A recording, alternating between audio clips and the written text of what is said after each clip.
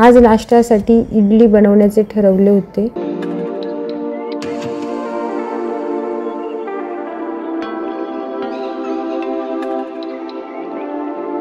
त्यामुळे इडली करायची म्हटलं की तयारी आदल्या दिवसापासूनच सुरू होते। सकाळीच मी इडलीसाठी तांदूळ आणि डाळ असं भिजत घातले होते। 1 किलो तांदूळ होते आणि 1 वाटी म्हणजे पाव किलो उडदाची डाळ होती।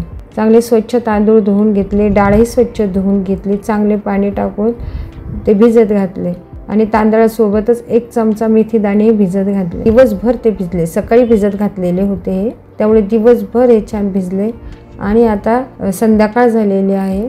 मी आता त्यांना मिक्सरमधून वाटून घेणार आहे।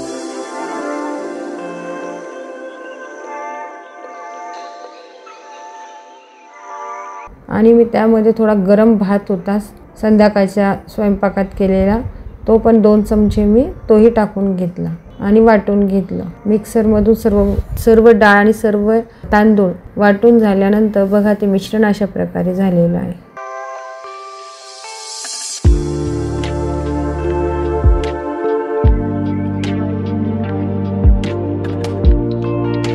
वाटून झालेले डाळ तांदळाचे मिश्रण ते आपण रात्रभर त्याला ठेवून दिले होते।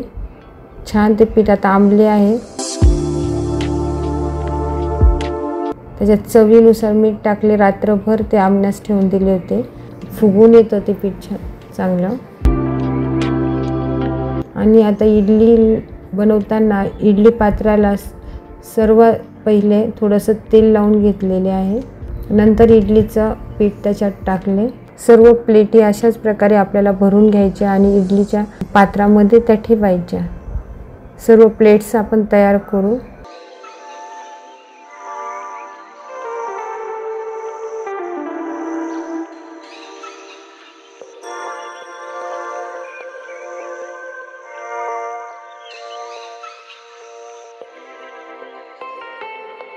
आणि आता फुल गॅसवर 2-3 मिनिट हे पहिले होऊ देऊ, त्याच्यानंतर गॅस थोडा कमी करू। सुरुवातीला गॅस फुल ठेवायचा आणि अशा प्रकारे सुंदर अशा एकदम स्पंजी इडल्या तयार होतात। अशा प्रकारचा सकाळी सुंदर असा नाश्ता आपला तयार होतो। लहान मुलांसहित मोठे पण आवडीने असा नाश्ता करतात। आठवड्यातनं 2दा तर इडली ही झालीच पाहिजे नाश्त्याला, पौष्टिकही असते।